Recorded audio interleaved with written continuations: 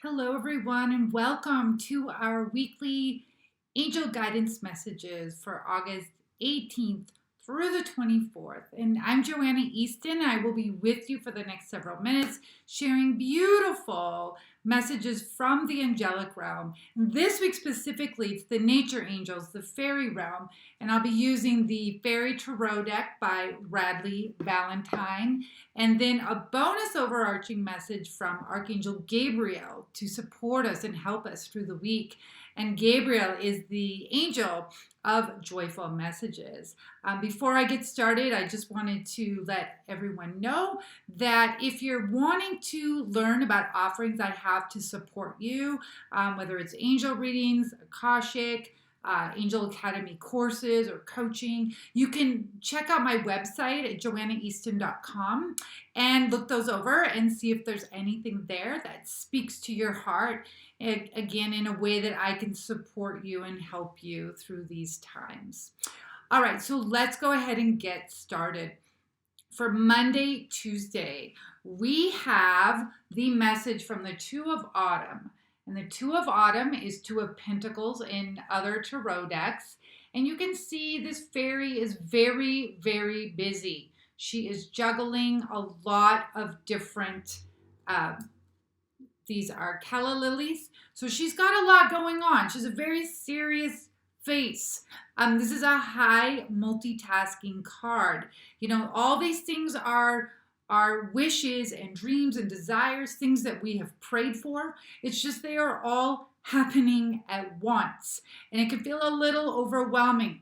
So on Monday, Tuesday, if you're feeling ungrounded, if you're feeling somewhat destabilized and kind of back and forth, the message to counter that is to juggle in joy. Make sure something in here is something that is serving you, not just for everyone else, and trying to overstuff your schedule, as it were. You know, it's oftentimes it's said that a successful life is about what we remove, so we don't feel like we're in such a pressure cooker. Again, these are all wonderful things. They're just happening at the same time.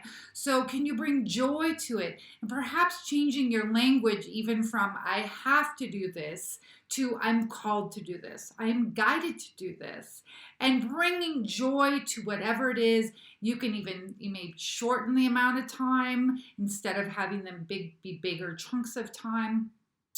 And that will really help also to ground yourself in nature, ground yourself through what you're eating, what you're drinking.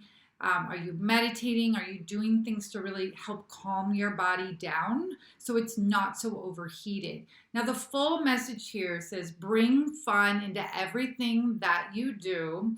Also, juggling many priorities or jobs at the same time. But with that, there's an exceptional you do an exceptional job at multitasking. So even though there's a lot going on, you're doing way better than you think. And remember, it's truly a blessing to have all of these things show up. And you can ground. So it's part of what's in your control. So that's Monday, Tuesday. And now as we move into Wednesday, Thursday, we have the Lovers card. This is from the Major Arcana. You can see here it's number 6. The Major Arcana, the Lovers. And you can see two fairies, I should say. And then this fairy in the back, they've made to look like St. Francis from this mystical realm. He had an exceptional connection to animals, to sentient beings, and really brought peace and unconditional love to humans through devotion. Now, this is a duality card, meaning there's two different meanings. They could both pertain to you. See how it feels. One of them is the Lovers, right? So let's just get right to the heart of it. This is a relationship card speaking to being committed and devoted. There's someone, if you're in relationship, this would be a deepening connection and commitment to the person that you are in sacred partnership with. So do not give up. Even if there's some rocky times here, it is not the time to bail, to abandon ship and think there's somebody better out there. It's a time for deep healing and recommitting to vows. Now, if you're not in relationship, this speaks to impending relationships. Someone will be coming into your sphere in the near future. That is a true blessing to your heart. They represent honesty, integrity, commitment, and devotion.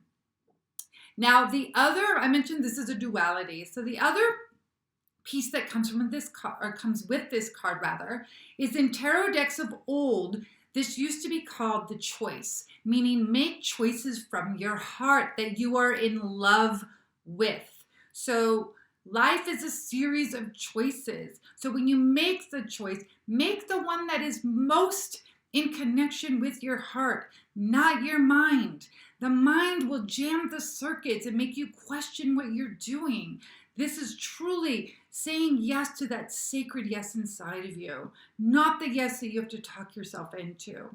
So this is a beautiful time for that. Now the full message here says true love that is long lasting, choices made from your heart, and also a return to good health. So I mentioned St. Francis is in this image.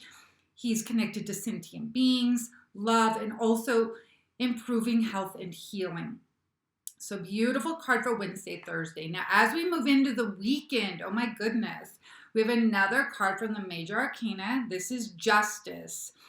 And Justice is where situations are made in your favor, but also to understand, like you can see there's these fairies here are holding this scales of balance, that there's a situation that is huge, that is massive.